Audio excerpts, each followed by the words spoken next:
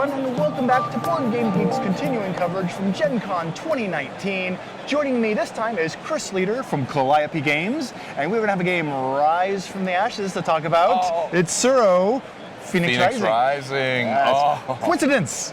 Yeah, I know, right? Yeah. Amazing. Yeah. All right, so how does this version of Tsuro work? Okay, so this is the third Tsuro game. We wanted to go a little bit of a slightly different direction. You know, the first one's all Zen-like. Place the tiles, move along, stay on the board. Second one's about chaos. You roll dice. There's Daikaiju that can cause all kinds of mischief and mayhem. This one is a little bit more of a puzzle. This one you have to do a little bit of thinking. You'll notice that there's this fancy little plastic tray board. Yes. This comes standard in every copy of the game. And you wonder, well, why in the world would you have that? Well, the reason this is because each of these tiles that's here can be flipped, can be rotated, and so this tray allows you to do that without disturbing any of the other tiles anywhere around. Okay, that's pretty slick. Yep. And so you'll also notice, like in original Tsuro, all of the lines went out through the edges. This is like the original Tsuro. Right. The other side actually wheels through the corners, goes diagonal. Because you're birds, you're freewheeling, you're going all over the place. So the way this game is going to work is, the story, in a nutshell, is that an angry god stole the stars from the night sky. Don't you hate it when that happens? Thursdays. I hate it. Yeah, I know, right? So you, the villagers, will send these paper lanterns aloft, the glowing paper lanterns, in order to give themselves some light. And these playful phoenixes show up, and they start flying around. And when they reach the lanterns, they actually will grab them and make them into new stars in the night sky, because they've got magical powers, you see. That's so kind of them. Yes, isn't that nice? Yes. So in the game, you'll start in one of the spots, and you will have a couple of tiles to begin with. And when you begin the game, you have to put a tile down to start your path. Okay. This will actually be pre-populated. The middle 16 tiles actually start with the paper lanterns where they're going to be. Oh, okay. You'll pick one of your two tiles, and you will add it to the board. Okay. Discard the other one to the bottom of the stack, and then you will follow the path that you've just created.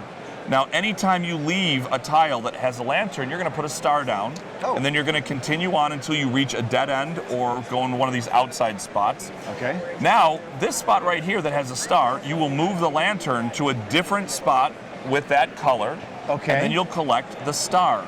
And the object of the game is to collect 7 stars first. Build a new constellation, you see. So you are set collecting.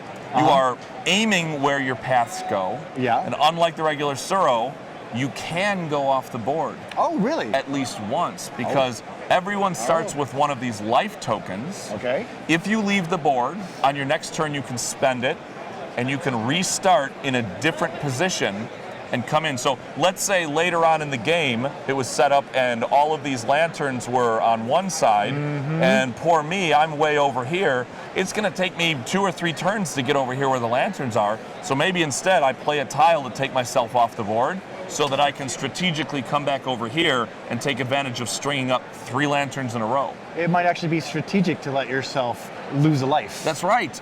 So what we found is people who know Tsuro very well have to unlearn that behavior of I can't go off the board, I have to stay on the board. And they can use it to their advantage to come over here and grab these. Now, this is your safety net though.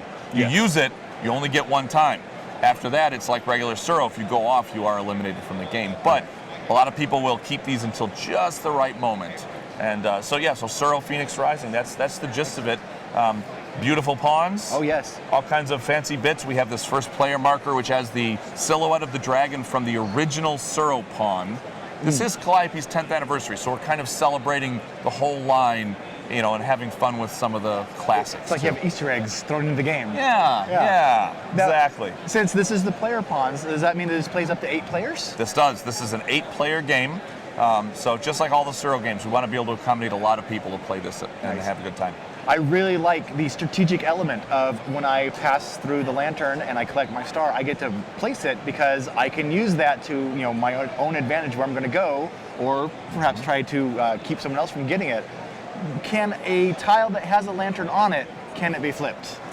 It can, yes. So if I'm heading into a tile that has one, I would pick up the lantern first. I would flip it, and then I would put the lantern back down before I continue on my movement. Now, I will also say in the rules there's an advanced mode called Winds of Change.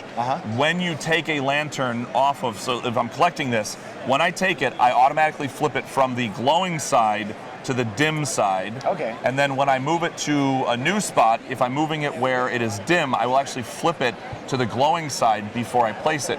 The reason that's interesting is if that's near an edge and an opponent is going into there, if I flip it that way, I may be able to send them off. So you can actually impact other areas of the board from where you are. And it gets very sneaky and very cutthroat. Yes. So when you're first playing the game, you don't use that so much. You're nice Phoenixes. But as you learn what you're doing, you get a little bit meaner and you send people off the board in tricky ways. I really appreciate how this adds a whole new layer of strategy to Tsuro without adding a bunch of new complex rules. That's right. Still very accessible. Yeah, I said that's Calliope. We want to be gateway, we want to be filler, we want to make sure that everybody can play. This is excellent. Cool. Thank you. Chris. So that is Phoenix Rising. And when will this be landing in stores? This is about to get on the boat. Cool. So we're looking at it in late September to early October, being in all of the friendly local game stores. Okay, and do you know what the price point will be? This will be a $40 game. Excellent. All right. So that is Tsuro Phoenix Rising, coming soon to a. I ran out of Phoenix puns, but it's a game that I'm sure it's going to be on fire. So, thanks for watching. We'll talk to you again soon.